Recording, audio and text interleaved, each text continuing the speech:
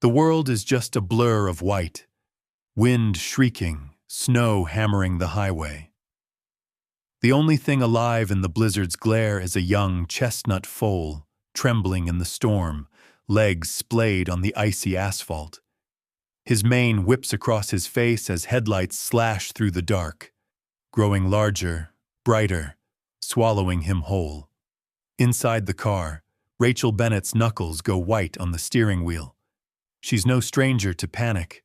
The echoes of sirens, the metallic smell of blood, the quiet grief of not being fast enough. But this is different. She's just off a double shift, heart still pounding from another call gone bad. And now this wild-eyed foal, planted in her path like some ghostly sign. The car fishtails as Rachel slams the brakes.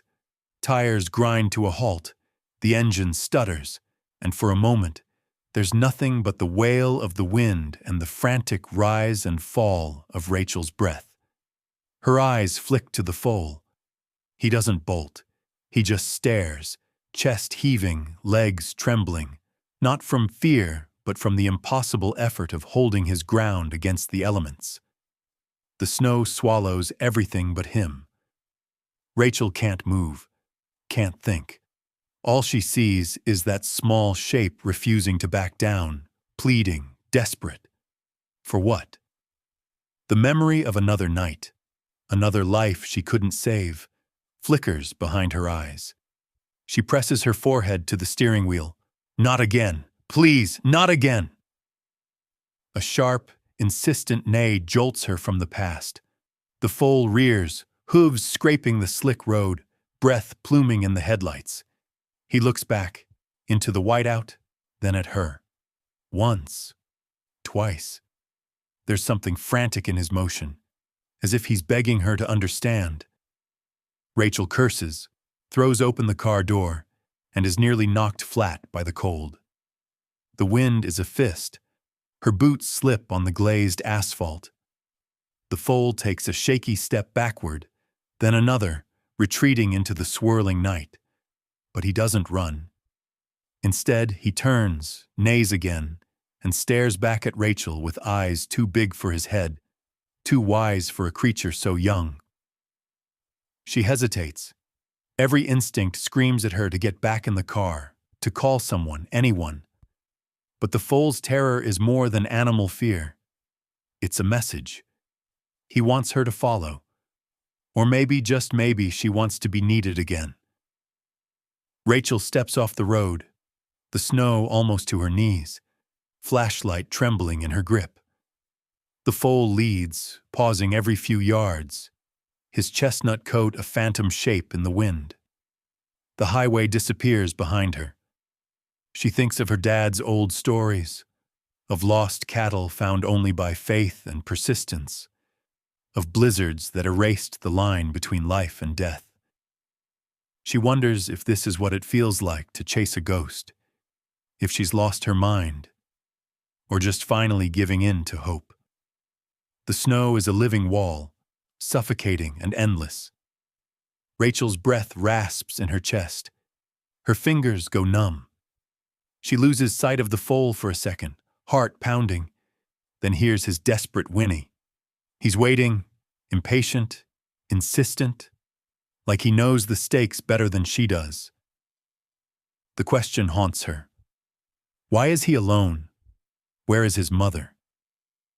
Rachel's mind races. Foals this young don't survive storms like this, not without a reason, not unless something terrible has already happened. The night presses in, full of unspoken threats. She thinks of all the mistakes she's made, all the times she turned away when she should have leaned in. Not tonight. She pushes forward, boots sinking, the wind clawing at her hair. The foal disappears again, then returns, always just ahead, always leading. Rachel's flashlight glances off barbed wire half buried in snow, the only thing solid in this swirling chaos. The foal stops, stamps his hooves and looks back, pleading. Rachel follows, heart in her throat, mind racing with fear and purpose. Suddenly, through the blizzard, she catches a new sound. Softer, broken, a low, desperate whinny. The foal darts off the trail, and Rachel follows, slipping, cursing, but she can't stop now. And then she sees it.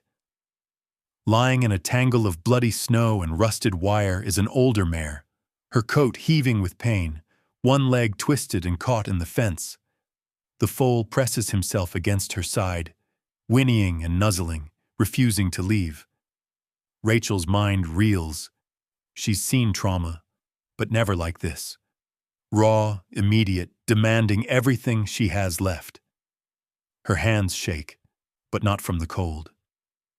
She kneels beside the mare, brushing snow from her coat, feeling the barbed wire bite into flesh. The foal won't leave her side. Rachel recognizes the look in his eyes, a wild, unbreakable loyalty. He stayed in the storm for her.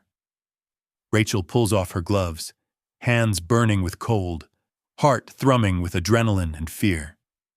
Somewhere behind her, coyotes howl, a chorus of hunger on the wind. The world shrinks to this battered mare, her loyal foal, and a woman who's already failed too many times. Rachel knows there's no turning back. She steels herself, reaching for her trauma kit. She's needed again, by two desperate souls in the heart of the storm. For the first time in a long time, that feels like enough. The wind howls louder, slamming against Rachel as she kneels in the drift. Her numb fingers fumble at the trauma kit, fighting the zipper, cursing quietly under her breath. The chestnut foal, now pressed so tight to the mare's shivering body that he seems determined to fuse himself to her, watches Rachel with wild, frantic eyes. Rachel glances at him, seeing not just fear but a desperate kind of faith. He won't let himself believe she'll fail. The mare's breath comes in short, hot clouds, sweat and ice lathered across her neck and flanks. Blood blossoms in irregular splotches over the snow, thick, bright against the white. Barbed wire coils around her left rear leg, biting in so deep Rachel can't tell where hair ends and raw, exposed skin begins. The wound is old enough to have frozen around the metal, but fresh blood leaks every time the mare tries to move. Rachel's mind flashes to a hospital corridor, her own trembling hands pressed to a stranger's wound, the overwhelming sense that she's too late. Again. A name she failed to remember, a life she couldn't save. The memory sticks, paralyzing for a second. A sudden nudge jerks her back, Dakota, the foal, nosing her arm. She meets his gaze, urgent, almost pleading. "I know, buddy," she murmurs, voice low. "I'm here. I got you." She rips open the trauma kit, grabbing gauze, trauma shears, and a pair of gloves she forces onto frozen fingers. Her breath rattles. The cold is nothing compared to the fear of failing these animals. She slides toward the mare's leg, heart thumping as the mare's big, fearful eye rolls toward her. Rachel speaks softly, her words for both the horse and herself. "You're okay. I promise. We're going to get through this." The first snip of the shears is met with a wild kick. The mare screams, a guttural, shattering sound. Dakota flinches, but plants himself between his mother and the biting wind, as if his thin frame alone can protect her. Rachel's hands keep working, cutting the wire millimeter by agonizing millimeter. The wire's buried deep. Every movement draws fresh blood. She glances over her shoulder, heart hammering. She'd swear she saw boot prints in the slush, barely visible before the snow filled them in. Someone set this trap, she realizes, rage simmering beneath the adrenaline. Someone did this on purpose. A shadow flickers at the edge of the headlights, vanishing before Rachel can focus. Her instincts prickle. Coyotes? Or something worse? Rachel bends back to her work, voice shaking as she talks to keep herself steady. "It's all right, girl. Almost done. Hang on." Dakota won't budge. He nuzzles the mare, nips at her mane, paws at the ground. He's terrified, but he won't leave her side. Won't let anyone else close without her say-so. Rachel recognizes the courage in him, reckless and raw, the kind only the desperate know.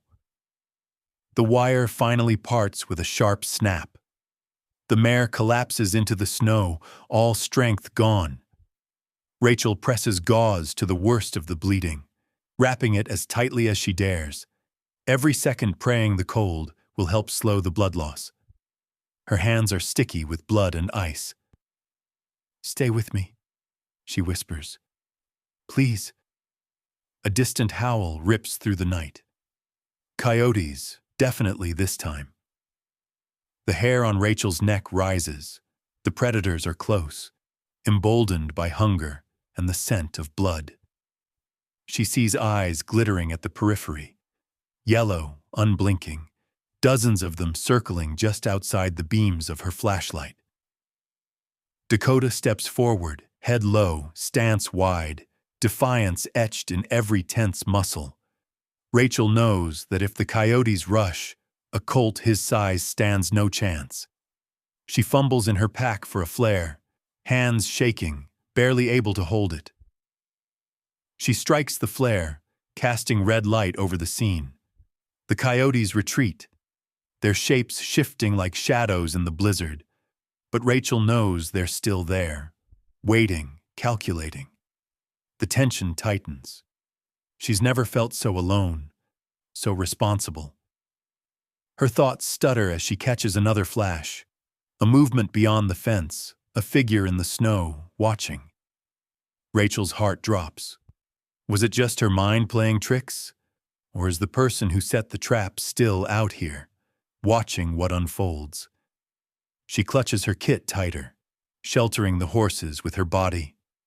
She crouches beside the mare, gently stroking her sweat-flecked neck.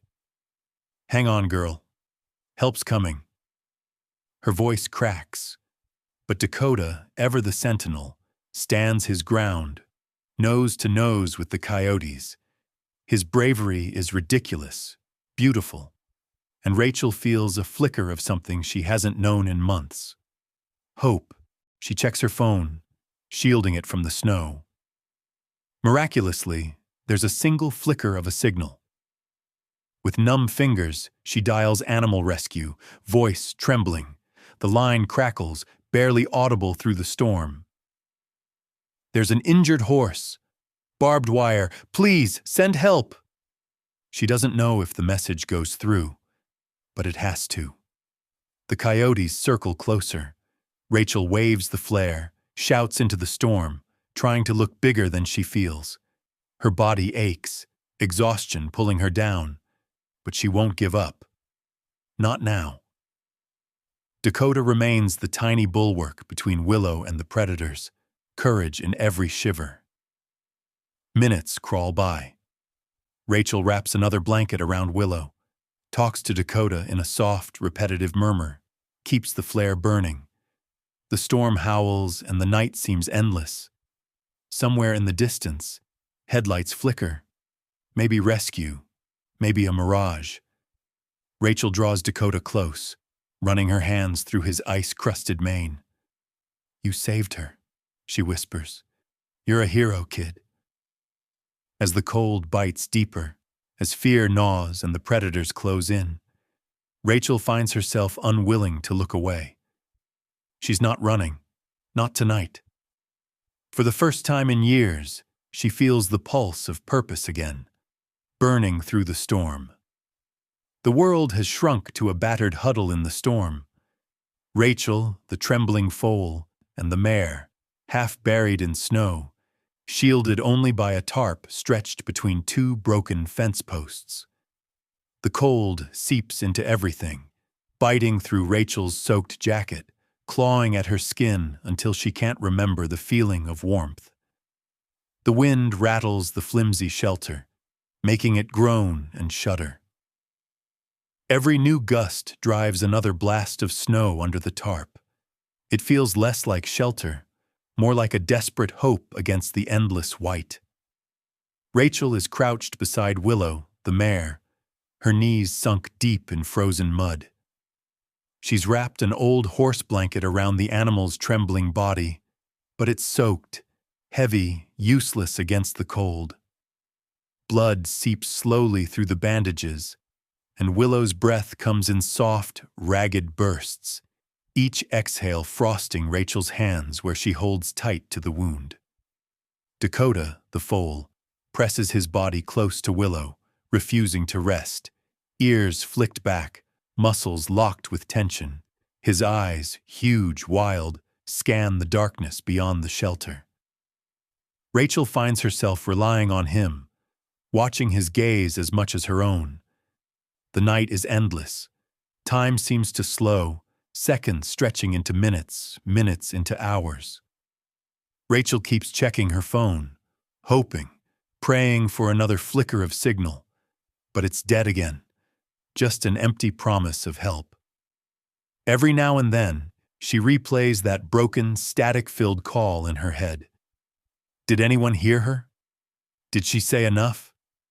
She pictures animal rescue searching empty roads, lost in the storm.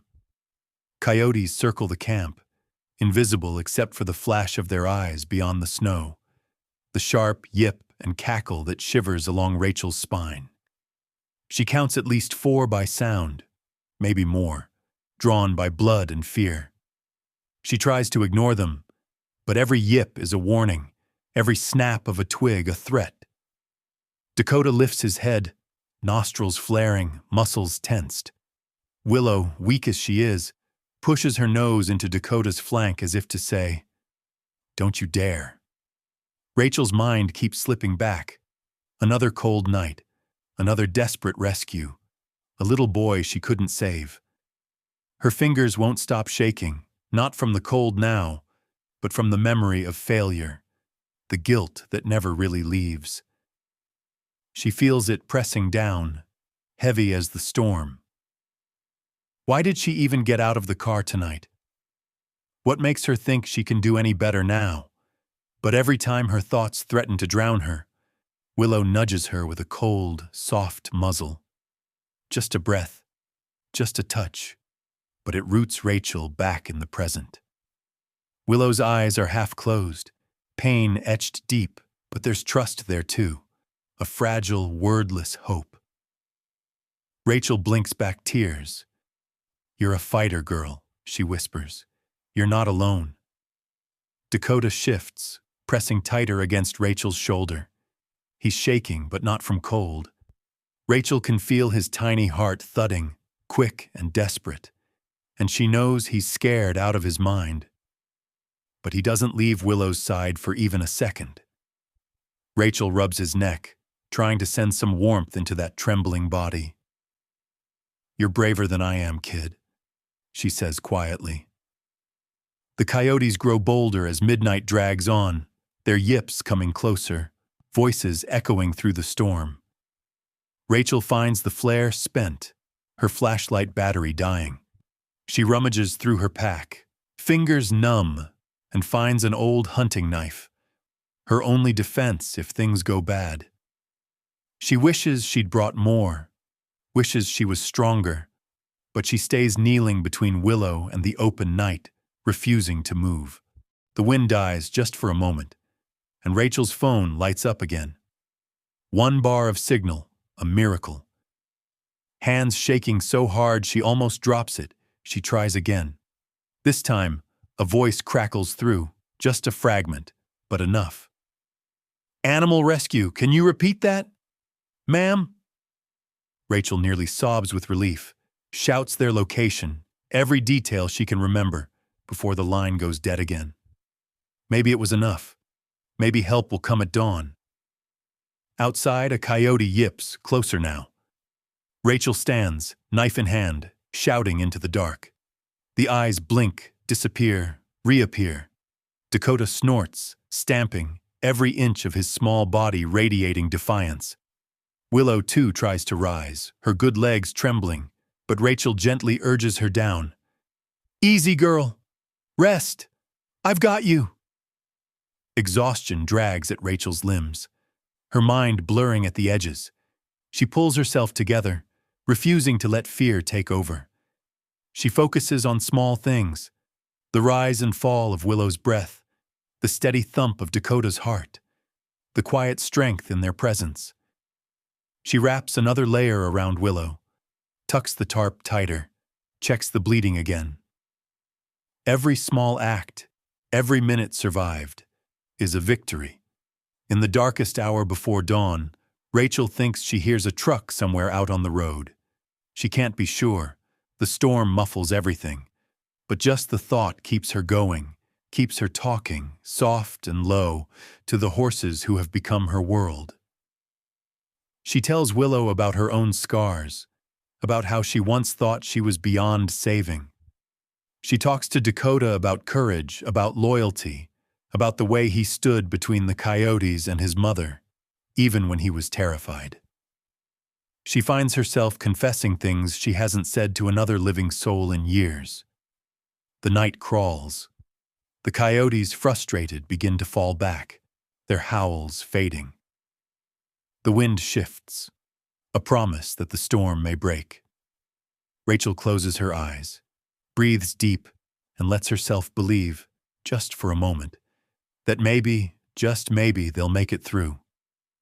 She looks at Dakota, then Willow, then up at the black sky streaked with the first hint of dawn. She's never felt more vulnerable, more raw. But beneath the exhaustion, something stirs, a fragile hope, a tiny warmth that refuses to be put out. Dawn is coming, and with it maybe the rescue they need.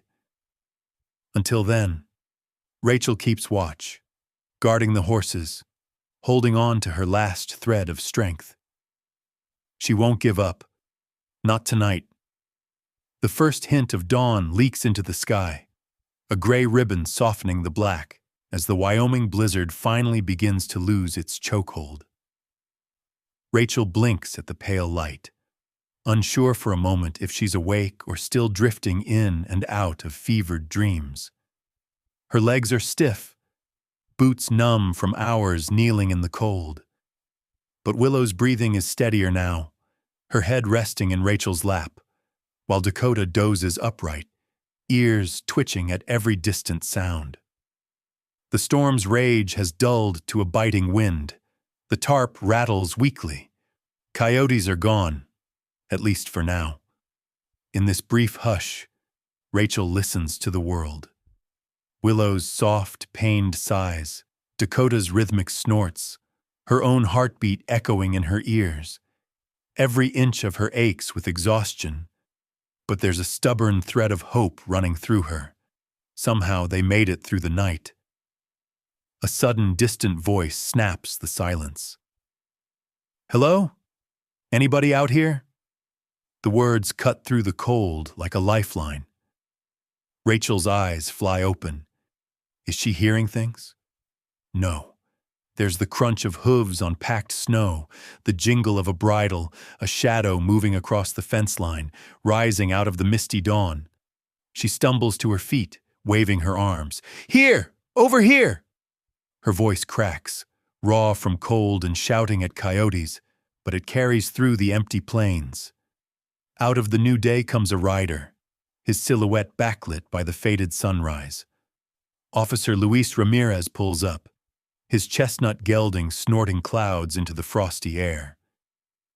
He takes in the scene with a practiced eye, the ruined tarp, the two horses, Rachel's battered figure, and swings down with surprising gentleness. "You're Rachel Bennett?" he asks, voice low but steady, already pulling gloves from his saddlebag. He offers a reassuring nod, his gaze softening when he spots Willow's mangled leg. "You did good. Let's see what we can do."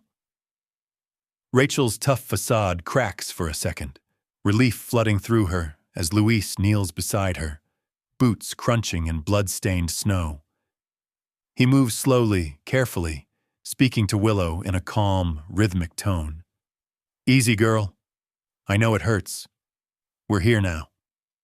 His gloved hand hovers over the wound before he checks Rachel's hasty bandaging, gives her a look that says, "You kept her alive. That's what matters."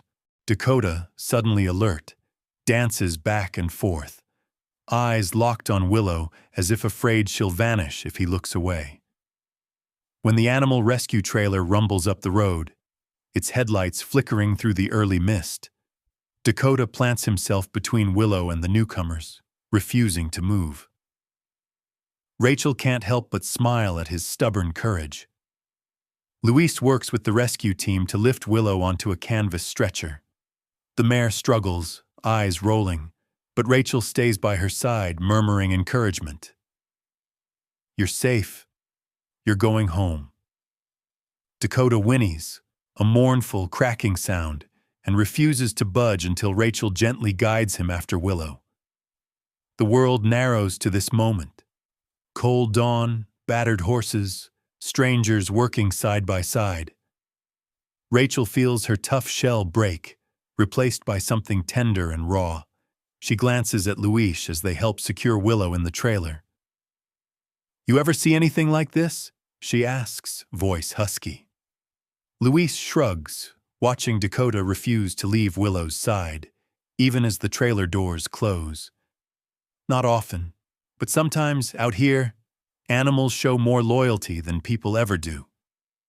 He offers Rachel a flask of coffee, scalding, bitter, perfect. She drinks gratefully, hands shaking less with every sip.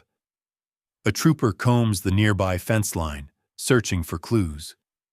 Rachel points out the boot prints she saw before the snow covered them, and the spot where the wire was twisted with more intent than accident. "Someone did this," she says quietly. "This wasn't just bad luck." Luis nods grimly. He circles back to the fence, finding a battered trail camera half buried in snow. He pops the memory card free, holding it up. "We'll check these. If we're lucky, there's a shot of whoever set the trap." As the trailer prepares to leave, Dakota whinnies, stomping the frozen earth. He won't get in without Willow. The rescue team, already tired, look to Rachel. "He'll go if you do," Luis suggests, a small smile playing at his lips. Rachel climbs into the trailer, coaxing Dakota inside. The colt presses himself against Willow, sighing as if all the fight has finally left him. Rachel rests a hand on his mane, feeling a wave of relief and affection she never expected. The trailer rattles forward, carrying them into the warming light. The drive is silent, thick with fatigue and anxiety. Rachel stares out the window at endless white, Willow's slow breathing, and Dakota's quiet shifting. The only reminders that last night wasn't just a nightmare. Luis rides ahead, scanning the horizon, his silhouette steady against the sunrise. At the Animal Rehabilitation Center, the world moves quickly. Technicians unload Willow, rush her to surgery. Dakota paces the stall, head high, eyes searching for Rachel whenever she steps away. Luis hands the camera card off to a deputy, nods at Rachel. "You need a ride home?" She shakes her head. "I'm staying." Her voice is steady now, more sure than she's felt in months. In the waiting room, Rachel and Luis sit in companionable silence, steam rising from mugs of bad coffee. For the first time in a long time, Rachel doesn't feel quite so haunted. She glances at Luis, who's reviewing notes, face drawn but kind. There's a gentle weight in the air, heavy with relief and hope, but also with the questions that remain. Who set that trap? And why? But for now, as the sun pushes higher, Rachel lets herself feel the small miracle of survival. She strokes Dakota's neck, whispering thanks for his bravery, and leans back, just breathing, just being present. They made it through the storm. That's enough for today. The bright antiseptic lights of the Sheridan Animal Rehabilitation Center. sting Rachel's eyes as she paces the narrow hallway outside the operating room. Her boots track slush across polished linoleum, leaving muddy smears she's too distracted to notice. Beyond the glass window, Dr. Naomi Lynn moves with practiced precision, her hands quick and steady as she examines Willow's battered leg. It's a small-town clinic, but the energy inside is electric, everyone moving with a silent urgency that echoes Rachel's own. Dakota's hooves clatter restlessly on the concrete floor, his chestnut coat still crusted with salt and ice. He paces the hallway, matching Rachel step for step, his every muscle taut with worry. Each time Rachel stops at the window to peer in at Willow, Dakota nudges her hip, demanding reassurance she can't give. The two of them, woman and foal, are caught in the same anxious orbit, helpless as strangers work to save the mare they both love. Inside the operating room, Willow lies limp on the padded table, breathing slow but steady under the anesthesia. Blood stains the white sheets, but the team works quickly, sponging, stitching, whispering technical jargon Rachel can barely follow. Naomi leans close, inspecting the mangled leg, her brow furrowed with focus and concern. Rachel holds her breath, searching Naomi's face for signs, any sign, of hope or defeat. She flashes back to the night before. The blizzard, the blood, the way Dakota refused to leave Willow's side. That kind of loyalty, she thinks, you can't teach. It's born from something deep, something fierce. Rachel glances at Dakota, who's now pressed against the door, ears flicking, nostrils flaring as he senses Willow's pain even through the thick glass. The foal whinnies softly, a lonely, trembling sound that tugs at Rachel's heart. She reaches down, running her fingers through his tangled mane. I know, kid. I know. The minutes stretch, thick and endless. Rachel can't sit still. She reviews the trail camera Luis found, clicking through grainy, frost-blurred photos on the deputy's laptop. Each frame is a stuttered glimpse of movement. Antelope, a fox, a coyote or two, and then, clear as day, a tall, broad-shouldered man in a stained parka, face half obscured by the bill of a cap. Luis stands at Rachel's side, his jaw tight as he studies the images. That's Jed Harper, he says quietly, voice carrying an edge that Rachel has never heard before. He just got out. He's got a record, poaching, trespassing, and he's got a grudge against your family. Something about a land dispute years ago. Luis taps the screen, jaw clenching.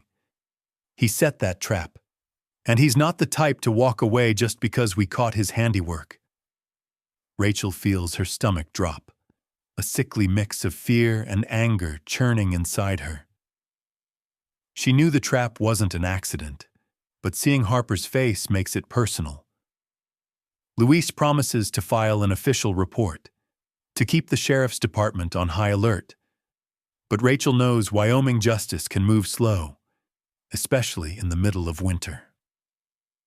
In the hallway, Dakota circles, then stops abruptly, staring through the glass with wild, pleading eyes.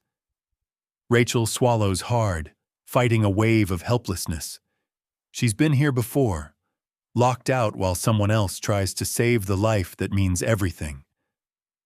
She remembers the boy in the ER, the one she lost despite her best efforts. The ache in her chest hasn't dulled, but here now, she finds herself wishing, desperately, that this story might end differently. The operating room door swings open. Dr. Lynn emerges, peeling off bloody gloves, her face etched with exhaustion. Rachel and Dakota both freeze. Naomi glances at them, first the woman, then the foal, and offers a tired, hopeful smile. She's a fighter, Naomi says quietly. It was close. The leg is badly damaged. She'll always have a limp, but she'll live. She can recover with care, time, and a safe place to heal. Rachel's knees nearly give out from relief. She sags against the wall, pressing her palm to her mouth to stifle a sob. Dakota whinnies, the sound shifting from worry to cautious hope, as if even he understands the miracle. Naomi kneels, offering Dakota her hand, and the foal noses her fingers gratefully. Luis appears at Rachel's shoulder, his hand resting steady and warm on her arm. You did everything you could. Most people wouldn't have even tried. He glances at Dakota and Willow, then lowers his voice. But I want you to be careful. Harper's not the forgiving type, and he's out there. The words send a chill down Rachel's spine, a reminder that safety is still just a fragile hope. What happens now? She asks, voice hoarse. Luis explains the plan. Willow and Dakota will remain at the rehab center for observation. Police will canvass Harper's known haunts, keep an eye on the ranch. If you want, I can stay close, he offers. There's something new in his tone, a hint of personal concern beneath the professional. Rachel nods, gratitude and fear tangled together. She watches through the glass as Willow stirs, eyes fluttering open, Dakota nickering from the hallway. There's a silent conversation between mare and foal, something ancient, wordless, unbreakable. As dusk falls, Rachel sits beside Willow's stall, Dakota curled up at her feet, both of them spent. The world is quiet for now, but the threat is real, and Rachel knows this is only the beginning. The story isn't just about survival, it's about finding strength, about facing old enemies and new fears, and about trusting that the wounds of the past can finally start to heal. The afternoon light spills gold across the Bennett Ranch, painting the wide paddocks and weathered barn doors with the promise of peace. For the first time in days, the sky is clear, a blue so deep it almost hurts to look at. Snow still lies in thick, heavy drifts along the fence lines, but spring sun has already begun to carve out soft patches of brown grass. Rachel steps from her truck and inhales the cold, clean air, letting the wide-open silence fill her lungs. She's brought Willow and Dakota home. The battered stock trailer rattles into the drive, and as soon as the doors swing open, Dakota springs down the ramp, his young hooves kicking up frozen clods as he barrels across the paddock. For a few heartbeats, he is nothing but pure motion, legs flashing, tail streaming in the sun. Willow, slower and cautious, limps after him, her stride uneven but determined. Rachel stands by the gate, watching them with a lump in her throat. The ranch has always been a place of memory for Rachel. Her father's laughter, the smell of fresh hay, the ghosts of all the animals she'd nursed back to health as a girl. But since her parents passed, since she left for the city and came back broken, the old house has felt empty, heavy with regrets she couldn't shake. Now, seeing Willow's courage and Dakota's joy, Rachel feels something begin to shift. She opens the barn doors wide and lets the sun pour in. Dakota circles the paddock, tossing his head, whinnying at every new sound, while Willow limps slowly after, stopping often to rest. Her injury is plain, a deep, permanent limp, but her eyes are bright, defiant. Rachel brings a bucket of oats and watches as Willow noses in, Dakota crowding close, hungry but careful not to jostle his mother. Rachel squats in the straw, reaching out to stroke Willow's neck. "Welcome home, girl," she murmurs. "You made it." The rhythm of ranch life settles over them. Rachel finds a kind of therapy in routine. Cleaning stalls, mending broken boards, checking fences. She catches herself humming under her breath, the old tune her mother used to sing. Each day Dakota grows bolder, his coat shining with health, his steps more confident. Willow's recovery is slower, every movement cautious, but her spirit remains unbroken. Rachel feels the old walls around her heart begin to soften. She isn't alone for long. Luis stops by most afternoons, always bringing something: a new lock for the barn door, an extra security camera, fresh batteries for the floodlights. He checks the property line and the woods beyond, his hand always resting near his belt. Rachel senses his unease, but she appreciates the silent support. It's Luis who brings the warning. Late one evening, after the sun has slipped behind the mountains and the paddock glows with the purple shadows of dusk, he appears at her door, hat in hand. "We got something on the cameras," he says quietly. "Thought you should see." On his phone, he shows her a grainy clip, a figure, broad-shouldered, moving with practiced stealth, lurking near the fence line. For a split second, the man glances up at the camera. Even with the blurry pixels, Rachel recognizes the shape of Jed Harper, his old jacket, the flash of anger in his eyes. She feels a chill coil in her gut. "He hasn't let go of his grudge," Luis says, voice grim. "He was seen in town a few days ago, asking questions about you. I put in for extra patrols, but you know how it is. Can't watch every fence line all the time. Just be careful, Rachel. He's dangerous." Rachel nods, swallowing hard. "I know. I'll be ready." But as she says it, she feels fear bloom under her ribs, sharp and bright. She looks out at the paddock, where Dakota stands watch at Willow's side, ears pricked, always alert. She draws comfort from their presence, their trust in her, their resilience in the face of everything they've survived. That night, Rachel walks the perimeter with a flashlight, her breath clouding in the cold.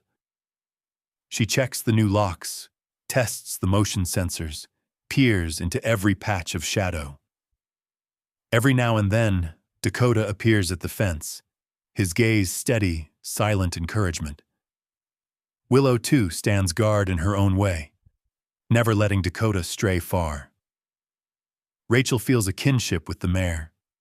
Two survivors, both bearing scars that run deeper than anyone knows. Days turn into weeks. Spring edges in, bringing the first shoots of green and the chorus of returning birds. Rachel's heart begins to heal, her laughter coming easier. She finds herself confiding in Willow, sharing old secrets and new fears. She learns to read Dakota's moods, the way he prances when he's proud, the gentle wicker when he wants comfort. The ranch is no longer just a refuge for the horses. It's becoming one for her too. But always, the threat lingers at the edges. The knowledge that Harper is out there, watching, waiting, keeps Rachel vigilant. She double-checks the windows before bed, keeps her phone charged, sleeps with the shotgun close at hand. Sometimes, she thinks she hears footsteps beyond the barn, sees a shadow slip between the trees. Each time, her pulse hammers, her grip tightens, but nothing ever appears. One golden afternoon, Rachel stands in the paddock, watching Willow graze, Dakota galloping circles around her. The sun is warm on her back, the world peaceful. And in that quiet moment, she makes a silent vow, not just to protect Willow and Dakota, but to protect herself, to let the past go and claim this fragile happiness for as long as she can. Still, as dusk settles and the first coyotes begin to call in the hills, Rachel feels the warning in her bones. She isn't naive.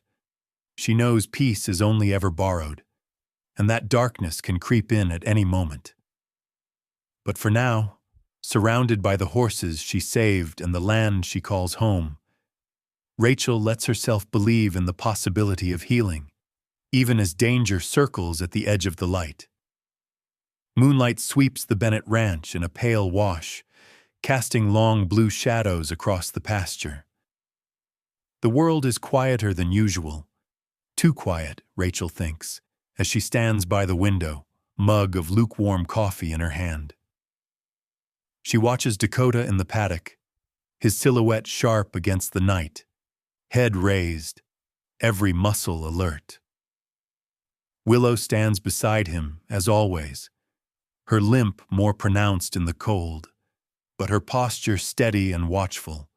It's become routine for Rachel to scan the property after dark, nerves pulled taut by the knowledge that Jed Harper is out there somewhere, hate festering, plans unspoken.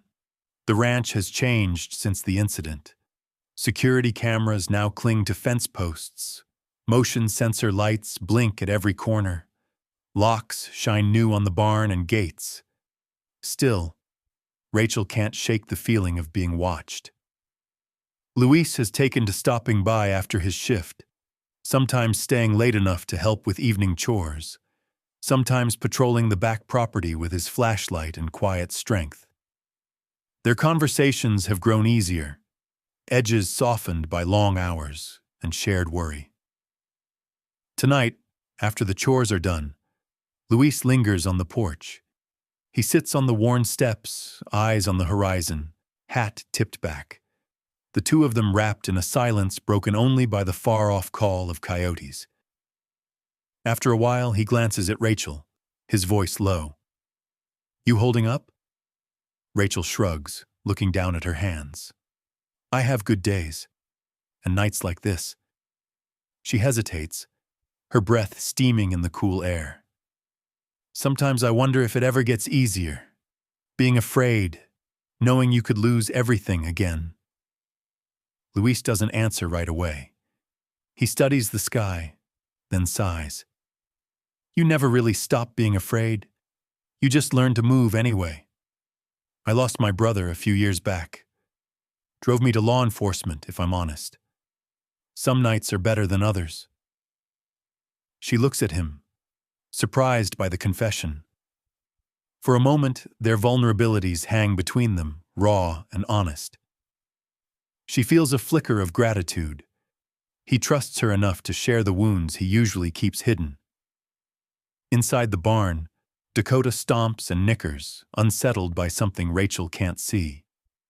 She grabs a flashlight and heads outside, Luis following close behind. The air feels charged, as if the night itself is holding its breath. Rachel circles the fence line, scanning every shadow, heart thumping. The moon throws long lines across the snow, making it hard to judge distance, harder still to trust her eyes. Dakota meets her at the gate, nostrils flared, ears swiveling toward the far field. Willow stands behind him, her breath clouding in the cold. Rachel rubs Dakota's nose, whispering to him, "It's all right, boy. I'm here." But she isn't sure she believes it. Luis checks the camera feeds on his phone. "You should look at this," he says quietly. He hands her the screen. The image is grainy, but there's no mistaking the figure. Jed Harper, tall and broad, his parka zipped up, head cocked toward the barn. He stands just outside the light, staring straight at the camera, unblinking. Her heart goes cold. A moment later, Luis discovers something tucked under the front gate. A scrap of paper, folded and stained, caught in the wire. He hands it to Rachel. Her hands shake as she reads the message, scrawled in blocky letters. "You think you're safe? Think again." A pulse of fear runs through her. She looks up at Luis, his jaw clenched, eyes scanning the darkness. "He's watching us," she whispers. "He's not going to stop." Luis sets his jaw, stepping closer. "He wants to scare you into leaving, or breaking. That's how people like Harper work. But he doesn't know you." Rachel feels a mix of dread and anger twist inside her. She thinks of Willow's resilience, Dakota's courage. the way both horses refuse to give up on each other and on her.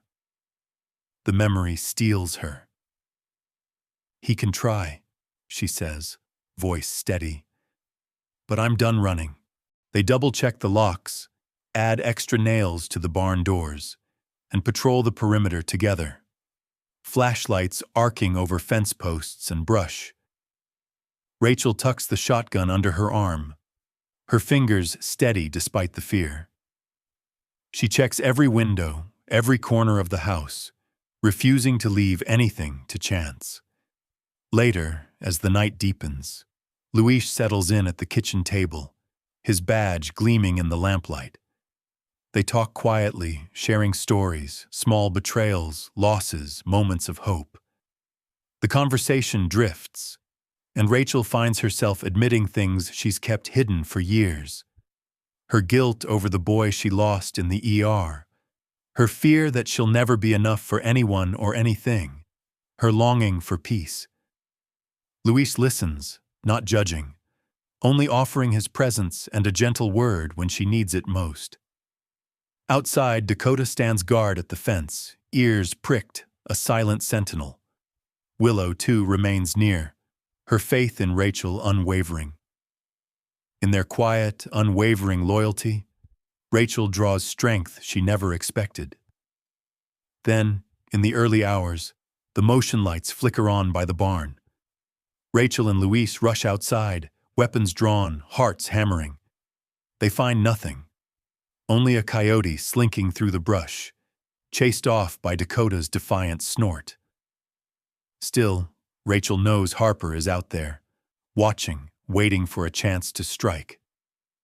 She returns to the house, locking the door behind her, but this time, the fear doesn't take root. She looks at Luis, at Dakota and Willow framed in the moonlight, and she feels something new. Resolve. Whatever comes, she'll face it. Not just for herself, but for those who depend on her. The failures of the past no longer define her. She is stronger than her scars. And as the night edges toward dawn, Rachel stands at the window, Dakota and Willow beside her, and she whispers into the coming light, "You're safe. I promise." The words feel true, fragile but finally hers to keep. It's past midnight, and the ranch has surrendered to a heavy, uneasy silence. The moon is just a pale thumbprint behind gathering clouds, and the wind shakes the bare branches against the barn.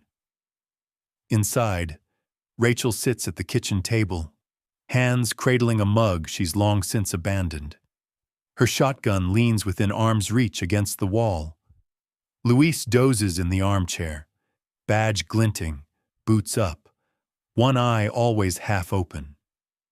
It's Dakota who sounds the alarm. His whinny shatters the stillness, sharp and urgent, echoing through the house. Rachel's heart leaps. She's out of her chair, shotgun in hand, before her mind fully catches up. Luis is already moving, eyes snapping alert, hand hovering at his hip. "Barn," he says. Rachel nods, pulse thudding in her ears. They slip out the back door, boots crunching across frozen mud, flashlights slicing through the dark. Dakota stands at the paddock fence, every line of his body rigid, ears pinned, eyes fixed on the barn. Willow stands just behind, her injured leg planted, her body pressed against the boards, as if bracing herself. A glimmer on the security camera monitor, movement near the far side of the barn. Rachel's gut clenches. Luis signals her to circle left. They split up, flashlights arcing, breath clouding the air. Rachel's footsteps slow as she approaches the barn. Her breath sounds too loud, her heart louder still. She flicks off her light, letting her eyes adjust to the dark. Somewhere close, she hears a boot scrape wood, a door hinge creak. The old panic wants to rise up, but she pushes it down, fingers tightening around the stock of her shotgun. There, a figure broad-shouldered, moving with slow confidence along the wall. Jed Harper. He's got a crowbar in one hand, the other clutching something at his side. He doesn't see Rachel, not yet. She feels a cold, seething anger, fear, yes, but also a hot clarity. He's here for Willow and Dakota, here to finish what he started. From the far side, Luis's flashlight beams across Harper's chest. "Stop!" His voice barks, sharp as a crack. Harper whirls, face twisted in surprise and fury. "Get off my land!" Rachel shouts, her voice unrecognizable, filled with a force she didn't know she had. Harper laughs, the sound ugly, feral. "This ain't over, Bennett. Not until I say so." But he doesn't count on the horses. Dakota, sensing danger, barrels from the paddock, slips through the half-open barn gate, hooves thundering against the packed dirt. Willow, battered and limping, follows, not running away, but charging toward the threat, eyes blazing with a wild, protective fire. Rachel feels something break loose in her chest, a wild surge of hope. Harper swings the crowbar, cursing, as Dakota rushes him. Willow lunges, teeth bared, body blocking Harper's path to the foal. For a split second, chaos reigns, flashlights bouncing, shouts and hooves, the metallic ring of the crowbar striking the barn wall. Rachel sees Harper reel, his arm slashed by Willow's teeth, Dakota braying, Luis moving in. Rachel steps forward, planting herself between the horses and Harper, shotgun aimed steady. "Drop it!" she yells. Luis closes in from the other side, gun drawn but steady. Harper hesitates, torn between rage and fear, blood dripping from his sleeve. Dakota stands his ground beside Rachel, legs trembling but unyielding. Willow, fierce despite her injury, pushes Harper back, forcing him closer to Luis. It all happens in a blur. Luis tackles Harper from behind, the crowbar clattering to the ground. Rachel covers them, finger tight on the trigger, as Luis wrestles Harper's arms behind his back, cuffs snapping into place. It's over in seconds, but for Rachel, it feels like an eternity. Every muscle shakes. She lowers the shotgun, breath coming in ragged bursts. Dakota nudges her leg. Willow snorts, their bodies pressed close as if drawing strength from her presence. Luis hauls Harper to his feet, the man cursing, eyes wild. "You're done, Harper," Luis growls, voice unyielding. "You're not coming near them or this ranch ever again." Rachel's legs nearly give way, relief and exhaustion crashing through her. She leans against Dakota, tears stinging her eyes. "You did it," she whispers, voice hoarse. "You kept us safe."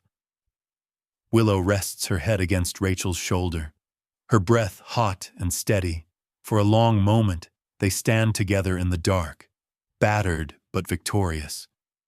Lights blaze across the driveway as the sheriff's cruiser arrives, red and blue washing the snow. Deputies take Harper away, his threats dissolving into the cold. Luis rests a reassuring hand on Rachel's shoulder. "It's over. You're safe now." But Rachel knows it's more than just surviving the night. Something fundamental has changed. Inside her, and between them all. She feels Dakota's nose nudging her palm, Willow's steady presence at her side, and Luis's quiet support behind her. They are a family now, forged by fear and courage, tested and proven. As dawn stains the horizon, Rachel leads Dakota and Willow into the barn, Luis at her side. They check the locks together, hearts still pounding. Every corner of the ranch touched by the long shadow of danger, but also by the fierce light of hope. Exhausted, Rachel slumps into the hay, Dakota curling close, Willow settling with a grateful sigh. Luis sits nearby, his eyes never leaving the door, his hand resting lightly atop hers. Outside, the land is still and silent once more. The threat is gone, at least for tonight. Rachel closes her eyes, finally letting the weight of fear slip away. For the first time in years, she feels something close to safe, to home. A year slips by, as quietly as the Wyoming wind.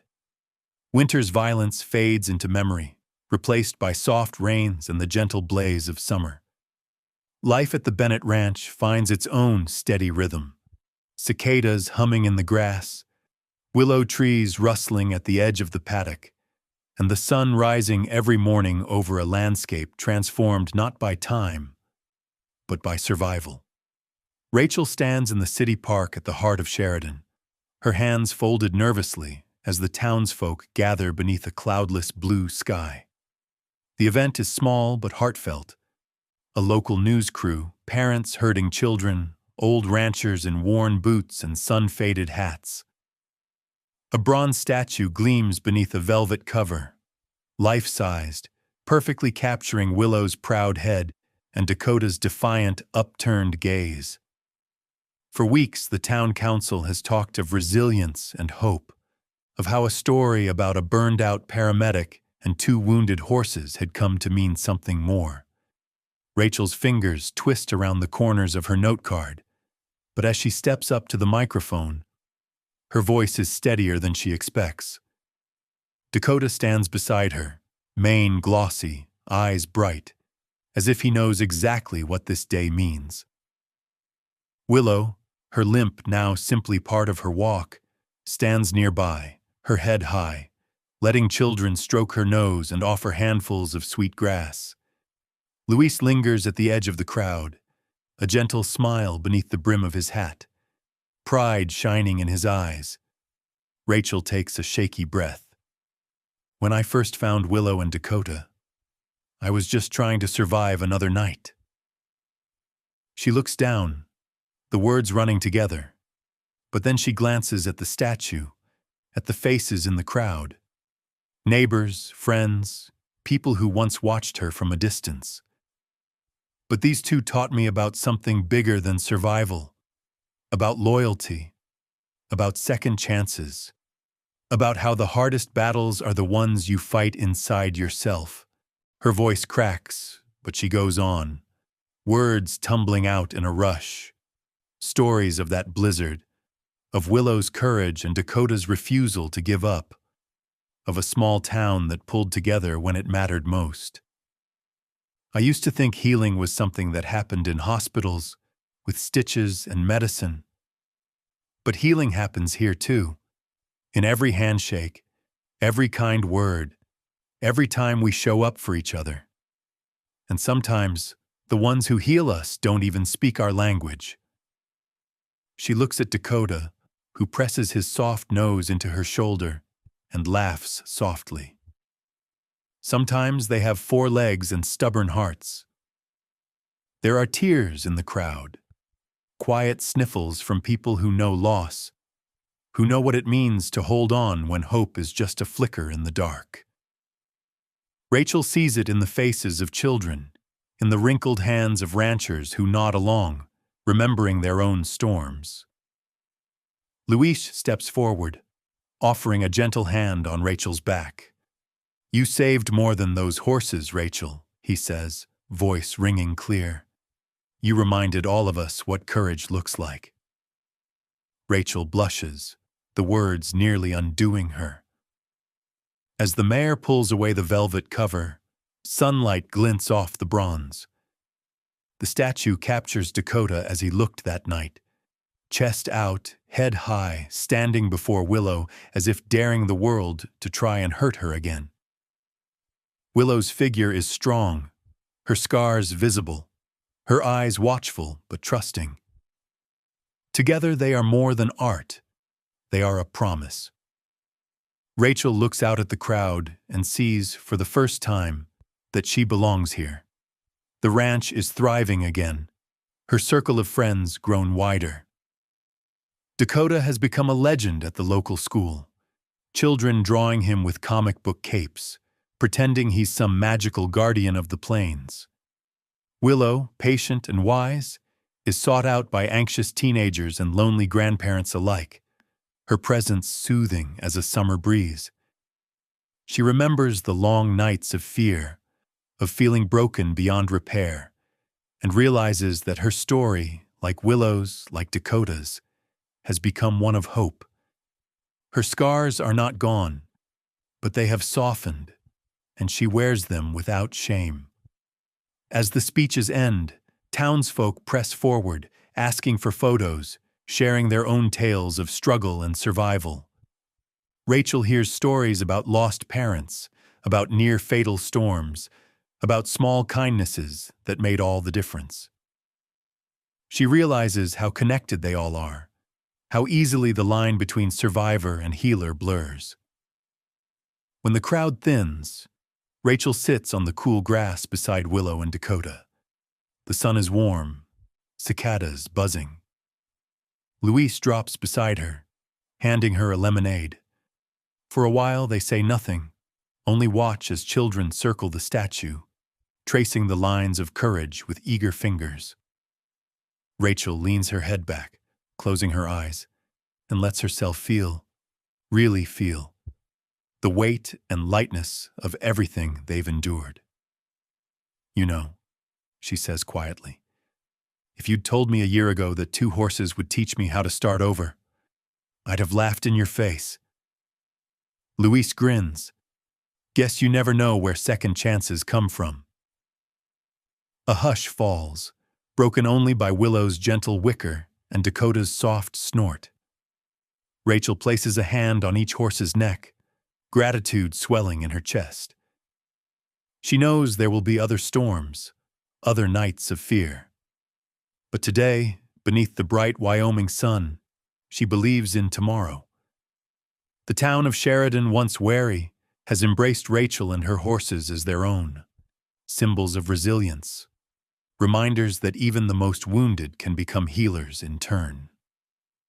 The statue stands tall, not just in bronze, but in every heart that remembers the long winter and the 2 horses who braved it, together. Morning sunlight glimmers on Sheridan's main street, the old town looking softer somehow. Fresh painted shop fronts, children's laughter rising like music above the clop of hooves. Rachel strolls along the sidewalk with Willow and Dakota, Luis at her side. The city feels changed, safer and warmer, as if something invisible has lifted from its shoulders. Dakota draws attention wherever he goes. Children dart from their parents, small hands reaching for his muzzle.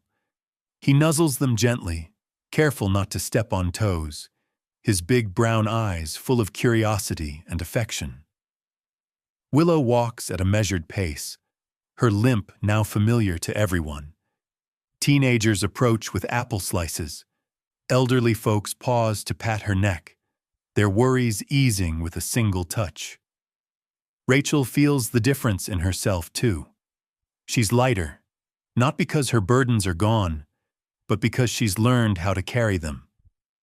She watches Dakota and Willow move through the crowd, feels the warmth of Luis's hand in hers, and knows she's finally home, not just on the ranch, but in her own skin. They pause in front of the statue in the city park. It gleams in the sunlight, surrounded by flowers and tokens left by strangers and friends alike. For a long moment, Rachel stands silent, the memories flickering. The blizzard, Willow's battered body, Dakota's courage, the long nights when it felt impossible to hope. She kneels, tracing her fingers over the bronze, and Dakota presses his nose to her shoulder. Willow rests her head alongside, their silent comfort grounding her. Rachel closes her eyes, letting the noise of the town fade into the background. She feels, deep in her bones, the truth she could never put into words before, that healing isn't about erasing pain, it's about transforming it, about letting the old scars remind you how far you've come and how much more you still have to give. Luis sits beside her, his presence steady. They watch the townsfolk gather, see how strangers become neighbors over shared stories, how a pair of horses can draw a fractured community together. The mayor gives a speech, but Rachel barely hears the words. She's watching a little girl press her cheek to Dakota's side, watching an old rancher stand a little straighter beside Willow, pride and gratitude shining in his eyes. After a while, Rachel rises, brushing grass from her jeans. "Ready to head home?" she asks. Luis nods, and together, they lead Willow and Dakota through the heart of town. People wave, some calling out thanks, others sharing quiet smiles. The air is rich with possibility, the sense that every ending is just a new beginning. They pass the bakery, the library, the school where Dakota has become a legend, stories of his bravery shared in classrooms, painted in murals. Rachel remembers how frightened she was to return here, afraid she'd always be the outsider, the broken one. Now, as she sees her reflection in every grateful face, she understands. Belonging isn't given. It's built, moment by moment, choice by choice, until one day you look up and realize you're not alone. Back at the ranch, the afternoon sun bathes everything in gold. Rachel turns Dakota and Willow loose in the big field, watching them run. Dakota's legs flying, Willow's gait uneven but joyful. Luis stands beside her, arms folded, content in the quiet. Rachel lets herself breathe, truly breathe. There are no more threats at the fence line, no shadows waiting in the dark. She's found peace, not because the world is safe, but because she's surrounded herself with those who make it so. Horses, a man who sees her, a town that finally calls her one of its own. Dakota gallops up to her, nuzzling her shoulder, Willow following close. Rachel kneels, letting both horses rest their heads on her. She feels the warmth of their breath, the strength of their hearts. And for the first time in years, she lets herself believe in the goodness of her own story. In that quiet, surrounded by trust and love, Rachel understands the lesson that's been waiting all along. True courage isn't found in the absence of fear, but in the willingness to show compassion even when you're scared. Healing isn't about forgetting the hard days, but about reaching for kindness, over and over, until it feels like second nature. Sometimes, the most unexpected friendships heal the deepest wounds. Sometimes, the heroes that change our lives have 4 legs, gentle eyes, and a fierce heart. As twilight falls, Rachel, Luis, Willow, and Dakota walk together along the fence line. The land glows, peaceful and alive. Children wave from distant yards, their laughter trailing behind. The world feels whole again, transformed by survival, by second chances, by love. Rachel leans into Willow and Dakota, her voice soft but strong. "We're home. All of us." The story lingers in every corner of the ranch, in every hoofbeat, every shared glance, every breath of wind through the grass. It belongs not just to Rachel, but to everyone who's ever needed to believe that hope is possible, even after the longest, hardest winter. And as the sun dips behind the hills, painting the sky with promise, Rachel turns toward the camera, her eyes shining, her spirit unbreakable, and speaks directly to those who need to hear it most. If you believe in second chances and the healing power of animals, like and follow our channel. Thank you for listening.